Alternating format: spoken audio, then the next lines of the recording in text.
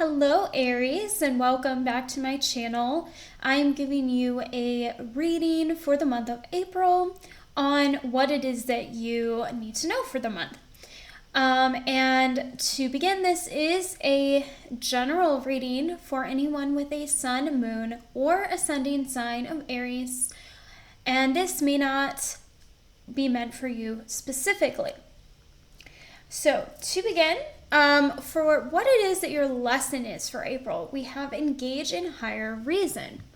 And so this is saying that we need to refocus in on what you are thinking about and worrying about. So it is talking about your logic and worrying about things in a logical manner, worrying about other people, situations, what ifs. And so we're being asked to focus back in on what really matters and what is within your control. So if something is affecting you from another person, that is outside of your control. Let it go. Don't worry about it. Don't carry extra baggage that you don't have to, especially if it is outside of your control. And for what it is that you need to let go of this month, I pulled Unleash Your Creativity, which immediately the word that came to my head was rigid. So rigidness and structure. So it's coming in. Turn your rigidness and structure energy towards creative energy and more of a flow. Flow is the word that was coming in for me.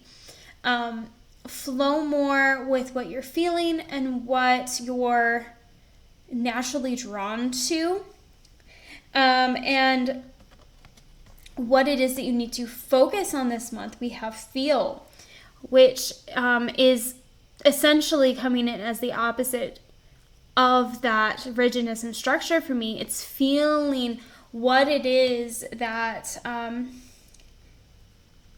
you're wanting to do. And, this can be changing the way that you're doing your work or even the way that you interact in your relationships. So sometimes in relationships, we worry about the way that we talk to others. We worry about the way that they're interpreting our words. So that would be a lower reasoning. We're worried about that instead of feeling and allowing ourselves to be authentic, feeling what it is that we are feeling for them in that moment and the words that we want to use to address that. And instead, we become rigid and think through logically the words that we say, and less of our authentic feeling comes into those conversations. So this is having us to come back to, this very happy feeling, this feeling of peace. The rainbow is coming in as peace for me, and we have I was going to say water droplets, but there's like lightning in the back. So yes, like rain with water of being feelings. And with that, we can also see the storm having passed. The rainbow comes out in after the storm. So even if something does blow up, the emotion within you, that flowing and authenticity towards other people is going to lead you into that high vibrational outcome. So perhaps you might have something come across the wrong way with someone else, but your authentic feelings will touch them, even if there is a delay in that, and then you will have this happy outcome. So for the tarot cards that I pulled, we have the Star, which has to do with hope and your wishes. And so for April, you're being asked to remember what it is that you have been wishing for. this can be things that you want to have come into your life, or dreams that you might have given up on in the past.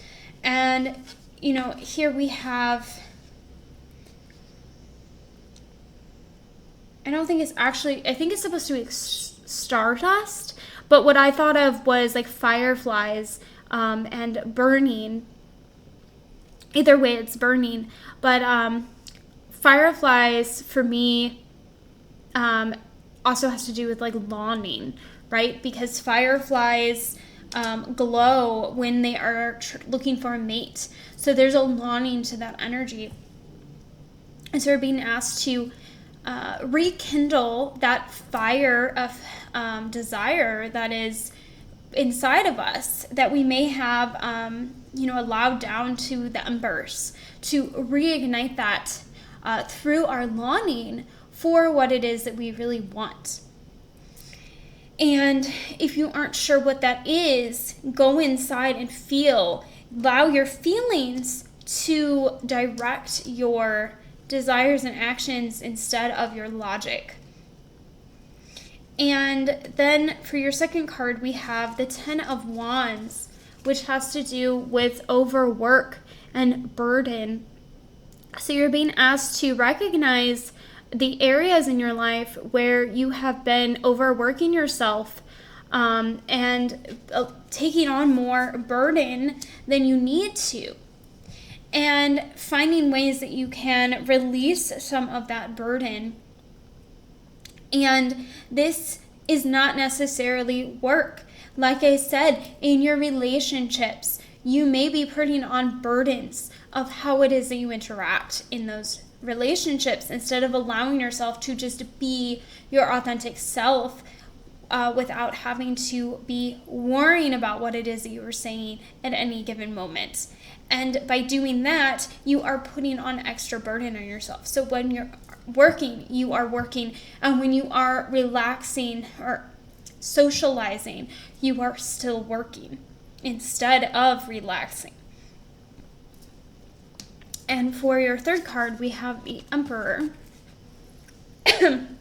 which has to do with, this card has to do with rigidness and structure. So I'm getting this as, yet again, saying to let go of that. But this card also has to do with authority. And so I am seeing that this is coming in to say that you need to hold on to your authority, but do so in a more feeling and creative way than the logical, structured, rigid way. Hold on to an authentic authority, an authority from your inner self of who it is that you really are, and in the vibration of who you really are, instead of what you perceive to be authority. So for example, when we think of authority, we often think of kings such as this, or a boss, and these people tell you what to do, give you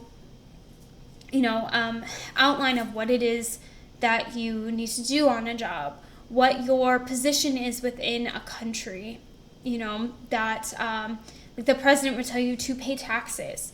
But what does authority mean to you? What control are you putting out there into the world? What do you want to control? And if you don't know, again, go in and feel what is right and comes to you. And then we have the 10 of Cups, which has to do with community and celebration. And so in here we have, it looks like she's dancing. She's not really moving, but I'm getting dancing, at least in this context. And again, she has the burning. So I'm seeing this as allowing yourself, the boy looks like he's dancing too, but it looks like the adults back here maybe are not, and are kind of giving her looks, right? So I'm seeing that as you allowing yourself to feel and express your feelings and that burning desire, even in the midst of people who maybe don't understand what it is that you're doing, but celebrate that anyways. Celebrate the energy that comes up within you and that authentic vibration that is you. And do that through your emotions, your creativity, and your feelings. And then lastly, we have what will help you to change in your thought processes for April. We have hands-free waiting, which is talking about waiting in line, like at the store, and not going onto your phone, which I'm taking that more for this month of get away from technologies, connect more with nature, connect more with yourself and those feelings, so you can find the answers to these questions and to find ways that you can do things with less reliance on technology and reliance on the authority structures that are in place. So what ways can you do things outside of, a job? Say you want to do graphic design. That's what popped in my head. Instead of finding a job for graphic design, find ways that you can learn that possibly outside of a system, outside of a school. How you can do it as a hobby, or how you can sell it without having that control placed upon you that a company might, so that you can fully express that inner vision that you have within you. So with that is the end of your reading for April. I hope that it did help you, and if you did please give this a thumbs up and consider subscribing.